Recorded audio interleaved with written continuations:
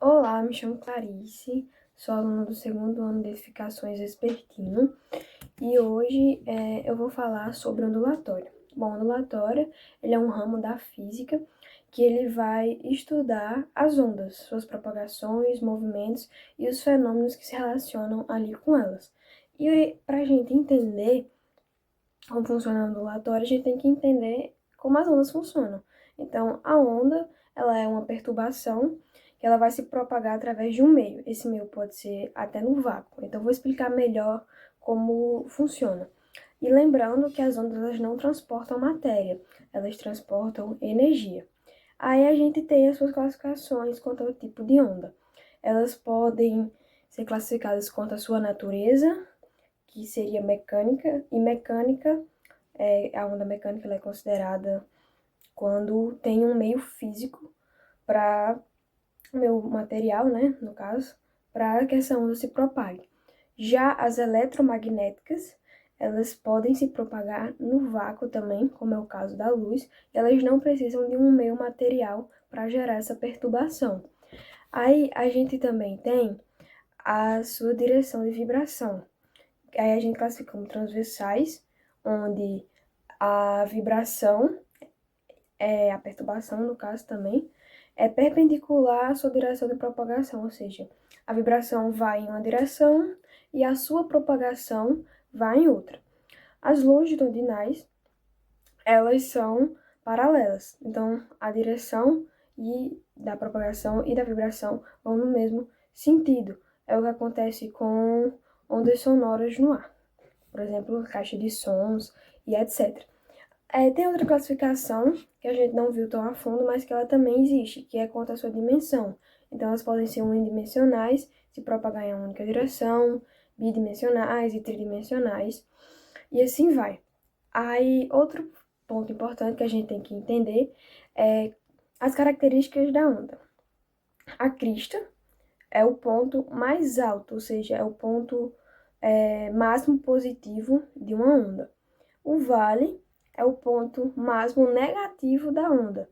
Então, vamos dizer que é onde a gente vê ali as frequências, que eu vou explicar também o que seria aquela elevação. Eu vou estar mostrando aqui o que é a crista e o que é um vale. A amplitude seria ali do ponto de equilíbrio, seria uma medida vertical da posição de equilíbrio até o ponto máximo positivo ou ponto máximo negativo. O comprimento de onda é uma medida de um determinado ponto a outro, ou seja, de uma crista para uma crista ou de um vale para o vale. Ali a gente determina o comprimento de onda, que a gente chama de lambda.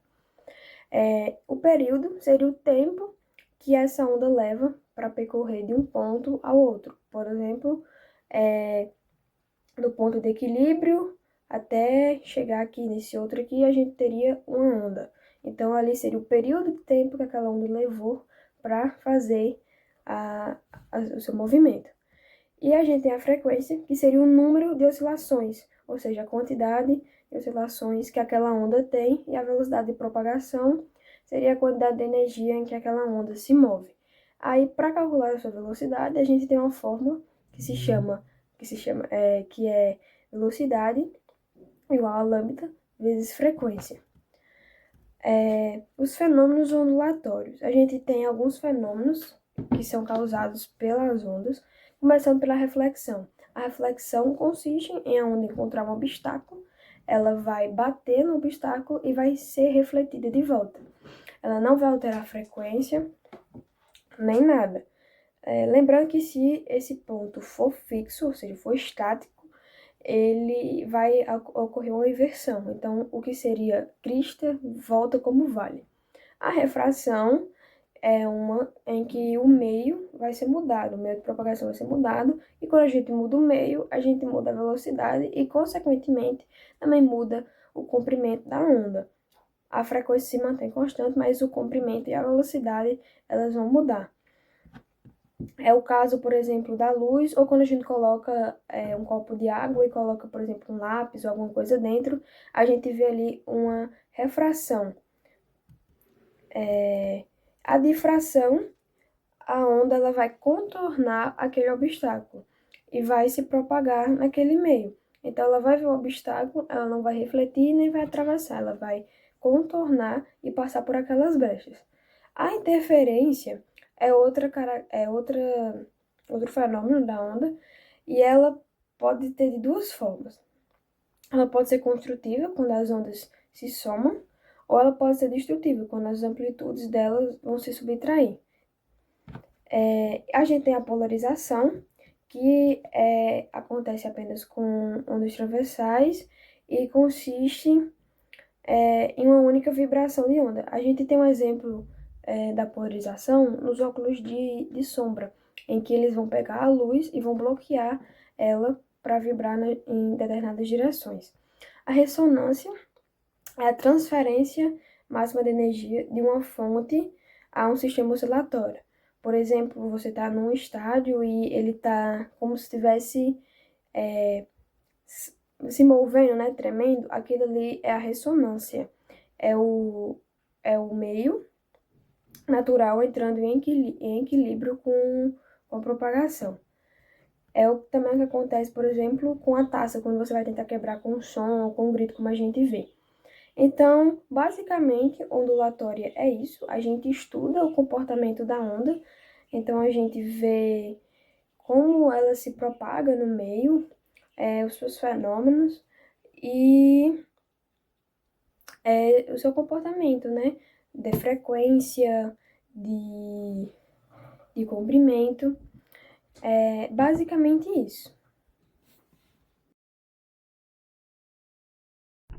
Bom, a gente tem aqui um som de uma onda mecânica, que ela está sendo emitida pela caixinha de som, que ela vai de uma frequência de 20 a 20.000 Hz, e ela causa uma vibração nessa plaquinha de plástico que contém a água. A partir dessa vibração, ela vai estar transformando essa vibração sonora, que está invisível, em ondas visíveis nessa água.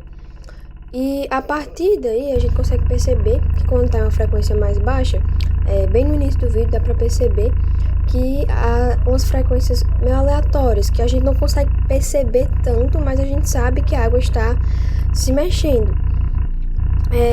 E há um ponto onde o som está mais alto, diria, né, com uma frequência maior, que a gente consegue perceber alguns padrões. Então, a partir do momento em que a frequência aumenta, a água ela sofre alguns padrões, que é decorrente aí de um fenômeno da onda, que seria a ressonância.